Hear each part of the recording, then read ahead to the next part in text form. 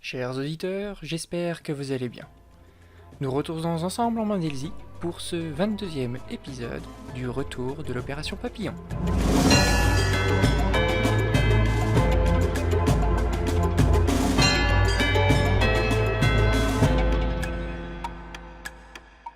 22 décembre.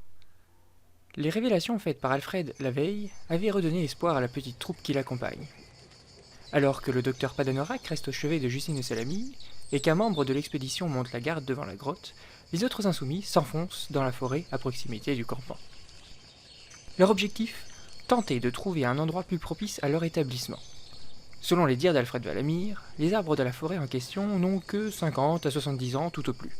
Par le passé, cette région sauvage n'avait pu être utilisée que pour deux fonctions, soit comme une exploitation de bois, soit comme exploitation minière. Dans tous les cas, des vestiges de ces activités doivent pouvoir être retrouvés. Vers midi, alors que les explorateurs se rassemblent pour retourner à la grotte, Camille Lorac remarque une matière singulière au sol. « Hé, venez voir! Je crois avoir trouvé quelque chose !»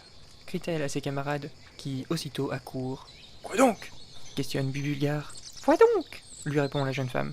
Le robuste gaillard s'accroupit et, passant la main sur le sol, découvre sous le mince tapis de feuilles une dalle de béton. « Nous touchons quelque chose, en effet, » confirme-t-il. Réfléchit Alfred.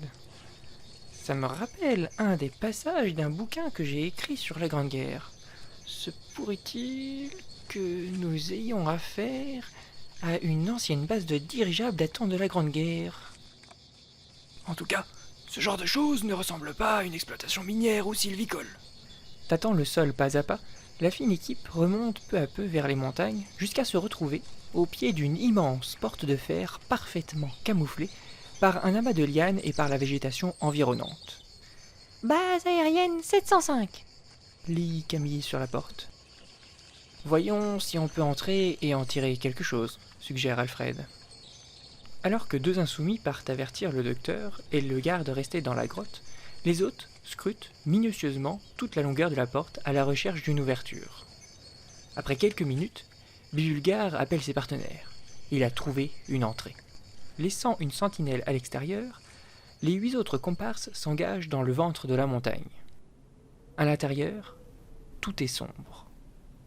Une fine odeur de poudre et de métal rouillé parcourt l'air ambiant. Un des insoumis allume une lampe qu'il avait pris soin de garder avec lui. La faible lueur de la torche révèle progressivement l'immensité de la cavité. On a là un hall aux proportions gigantesques creusé à même la montagne. Des fils électriques pendent dans tous les sens. Le sol est jonché de débris en tout genre. Les flancs de l'interminable galerie sont bardés de poutres en métal. « Regardez !» indique Alfred en montrant du doigt le fond de la base. Il y a là une dizaine de dirigeables datant de la Grande Guerre. Prudemment, les insoumis s'en approchent. Ma foi, il ne faudrait pas grand-chose pour qu'ils se remettent à voler, constate Bibulgar, dont le métier est justement la conception de dirigeables. Ce sont des modèles anciens, avec un équipement archaïque, certes, mais si ça peut nous permettre de sortir de ce bourbier. Soudain, sortis de nulle part, des dizaines de femmes et d'hommes armés tiennent en joue nos héros. Assurément surpris de voir que cette base est habitée, ceux-ci lèvent instinctivement leurs mains.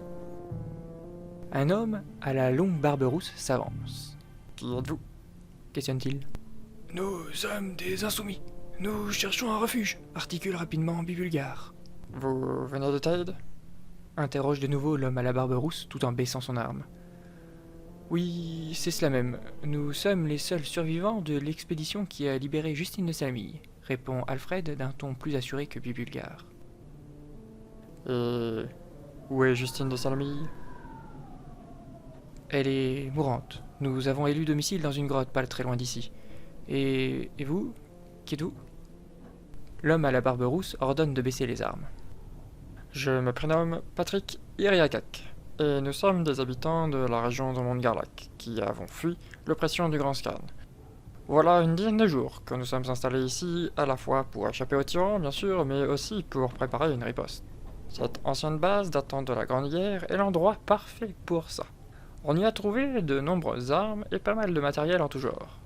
Tout ça est un peu vieillot, mais globalement dans un très bon état de conservation. Mais vous, comment êtes-vous parvenu jusqu'ici ?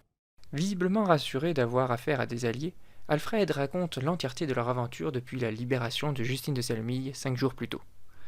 Dans le restant de la journée, les Insoumis déménagent leur campement dans la base. Quelques ustensiles médicaux laissés à l'abandon quelques décennies auparavant, ajoutés à ceux volés par les Insoumis montgarléens, permettent d'administrer des soins plus conséquents à Justine. Celle-ci est désormais hors de danger.